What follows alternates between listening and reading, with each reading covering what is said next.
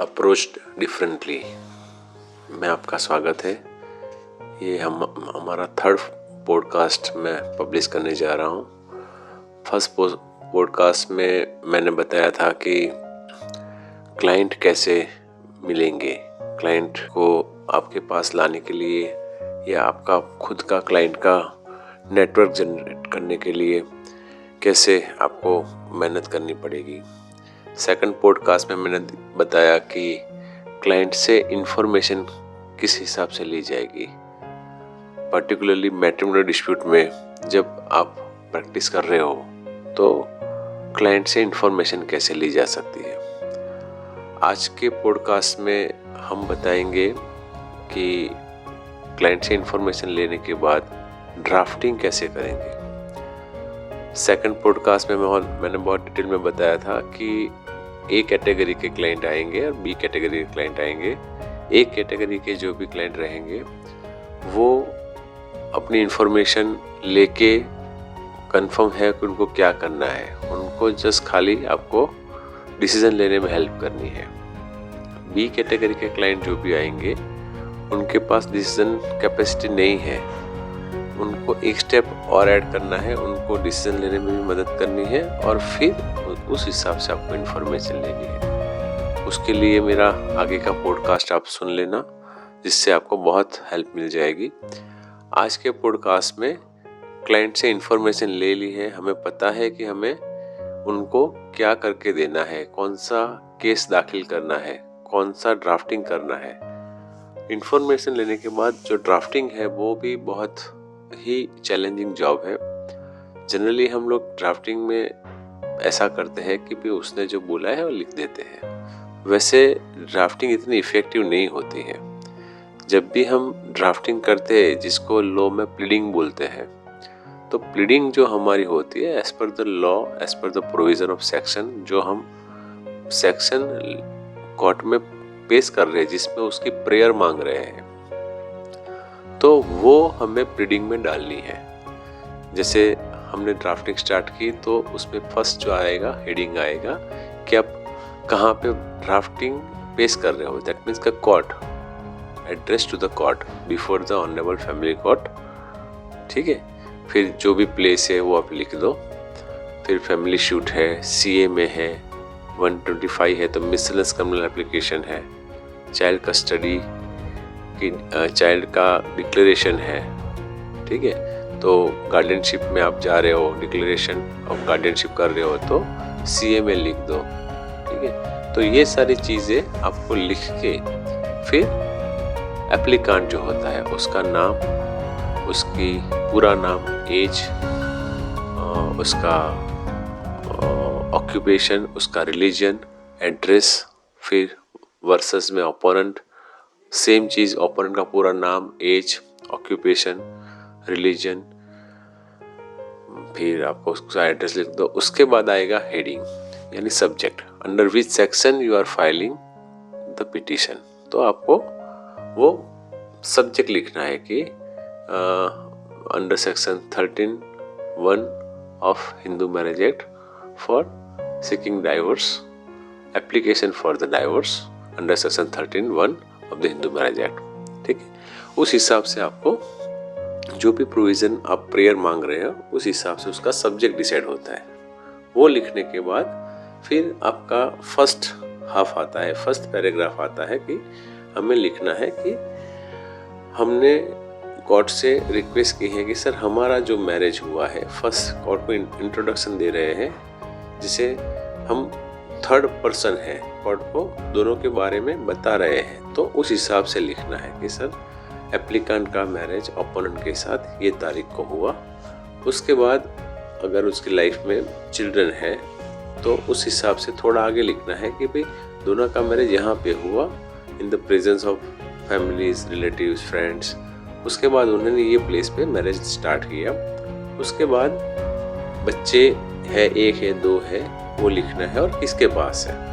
ठीक है, तो ये फर्स्ट पार्ट खत्म हो गया आपका। उसके बाद सेकंड पार्ट आता है कि सर मैं ये आपके सामने ये केस लेके आया हूँ, तो उसमें क्या था, एप्लीकेंट को क्या डिफिकल्टीज थी, एप्लीकेंट ने क्या प्रॉब्लम्स फेस किए जिसकी वजह से मैं ये केस आपके पास लेके आया, तो लिखना है कि brief history of the present case arises under, ऐसे करके आप 2.1 करके उसकी हिस्ट्री जो आपने ली है आपकी इंटरव्यू में, ठीक है, आपकी मीटिंग में जो आपने हिस्ट्री ली है उसको आपको डिटेल में यहाँ से 2.1 से स्टार्ट करना है कि जैसे भी मैरिज हुआ, मैरिज कैसे हुआ, ठीक है। जब सपोज मान लो कि आप कौन सा केस प्रोड्यूस कर रहे हो, आप डिवोर्स का केस कर रहे हो, तो आपको एक लेंथ में उसको एक कंसर्न दोनों पैराग्राफ के बीच में इंसिडेंट से लिखने हैं। आपको एक स्टोरी टेलिंग जैसे लिखना है, जैसे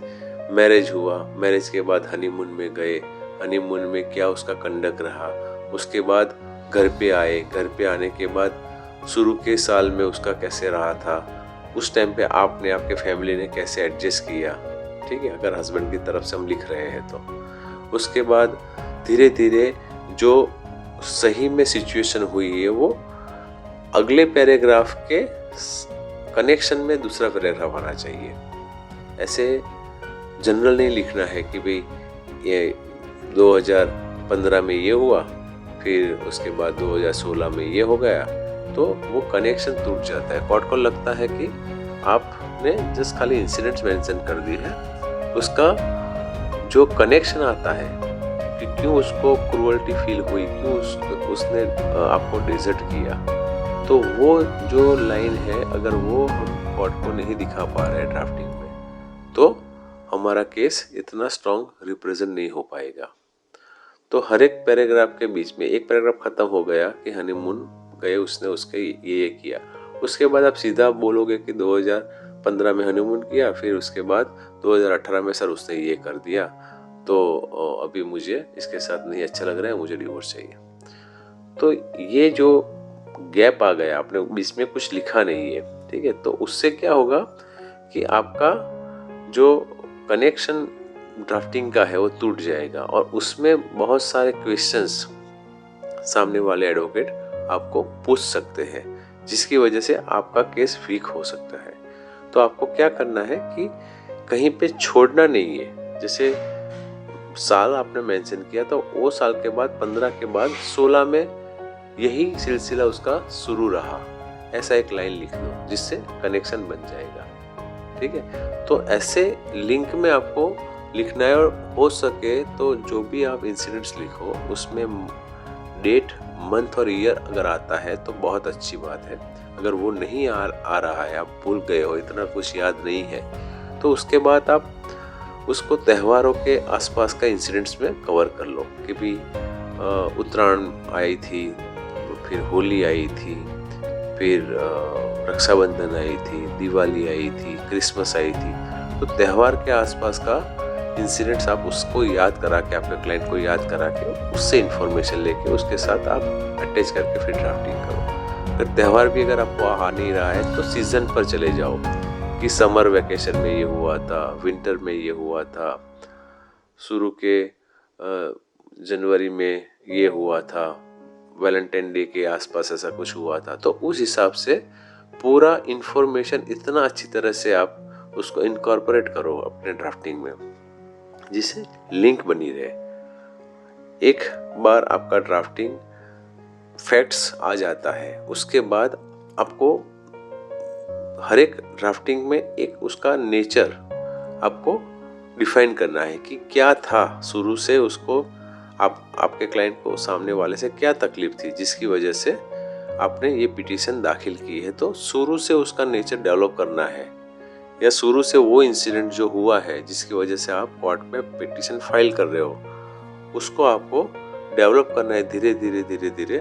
लास्ट पॉइंट तक आते आते उसको इतना आपको डेवलप करना है जिससे कोर्ट को आप बता सको कि sir because of this reason now my client is not in a position to stay together, ठीक है। तो उस हिसाब से पूरा फैक्ट्स डेवलप करने के बाद फिर आपको उसको कंक्लूड करना है। फिर थर्ड पैराग्राफ में आपको जाना है कि कॉज ऑफ एक्शन, ठीक है। तो फिर ये कॉज ऑफ एक्शन क्या था, तो उसका समराइज होता है कि सर कॉज ऑफ एक्शन ये रहा कि एप्लीकेंट ने ये मैरिज की ये साल में, उसके बाद बच्चे हुए, बच्चे होने के बाद उस टाइम पे ये जो हमने 1 से 10 पॉइंट फॉर एग्जांपल फैक्ट्स में ऊपर प्लीडिंग में ले लिए उसका समरी कि उसके बाद ये साल में ये हो उसकी वजह से, उसके बाद ये साल में ये हो उसकी वजह से, उसके बाद ये साल में ये हो उसकी वजह से,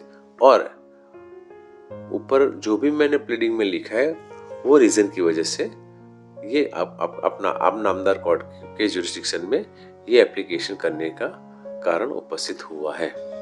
तो आपका ये कॉज ऑफ एक्शन का टाइटल हो गया।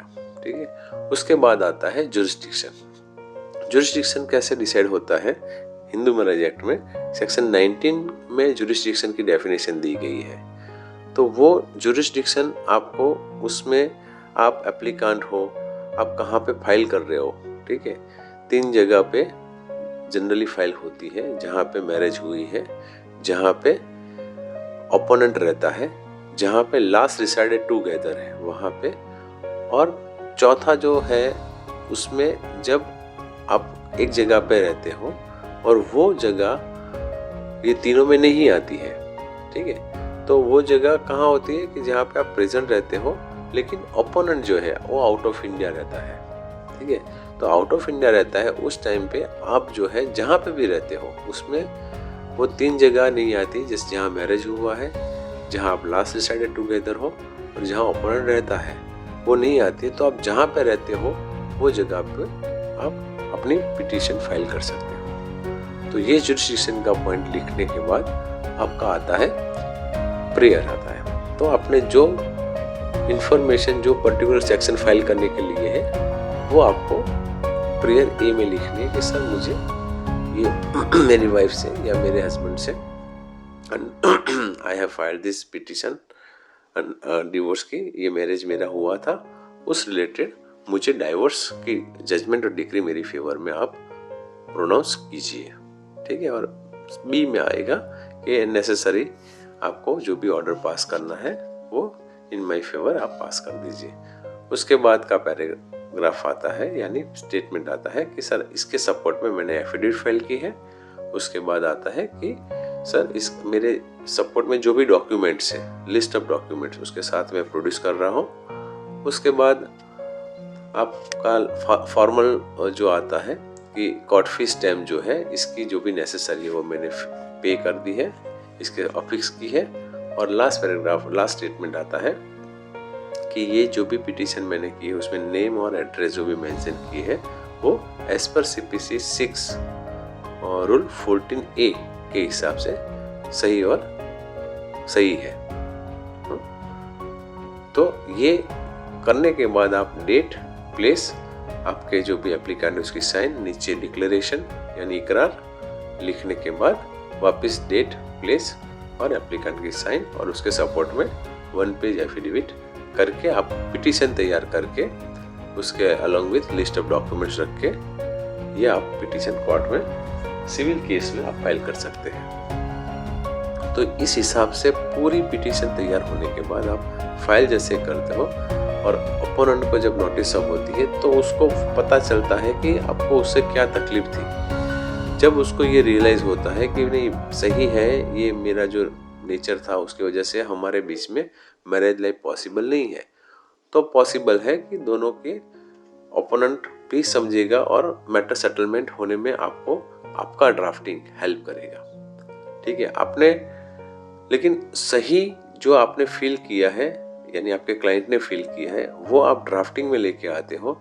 तो 50% मैटर आपकी ड्राफ्टिंग पढ़ने के बाद ही ओपोनेंट सेटलमेंट के लिए तैयार हो जाते हैं। तो मेहनत जो है वो ड्राफ्टिंग में करनी है और ड्राफ्टिंग करने के लिए आपका प्रोविजन ऑफ नॉलेज है सेक्शन का, जो भी लॉ में आप ड्राफ्ट कर रहे हो यानी डिवोर्स में जो ड्राफ्ट कर रहे हो, कॉन्जुगल राइट ड्राफ्ट कर रहे हो, नल एंड वॉइड ड्राफ्ट कर रहे हो, नलिटी ड्राफ्ट कर रहे हो, जो भी ड्राफ्ट कर रहे हो, जो भी सेक्शन की पिटीशन ड्राफ्ट कर रहे हो वो इतनी डिटेल में आप ड्राफ्ट करो जिससे वो पढ़ने के बाद सामने वाले को लगे कि नहीं, ये अगर नहीं हम टेबल पर बैठेंगे तो लड़ने के बाद ये अपना केस साबित कर लेगा।